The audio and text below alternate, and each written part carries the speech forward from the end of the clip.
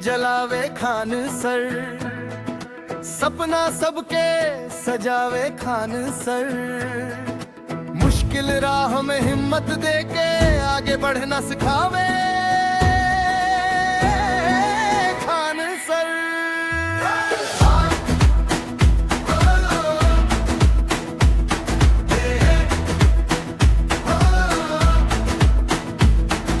सादा जीवन ऊंचा विचार, बच्चन के बनले आधार। हंसी हंसी में पढ़ा के सबके खोल दिले सफला के द्वार।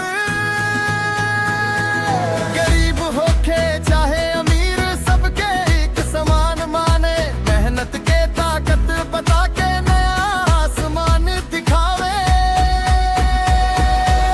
ज्ञान के दीप खान सर, सपना सबके खान सर। हिम्मत दे के खान सर, आगे बढ़ना खान सर। खान सर, खान सर, खान सर।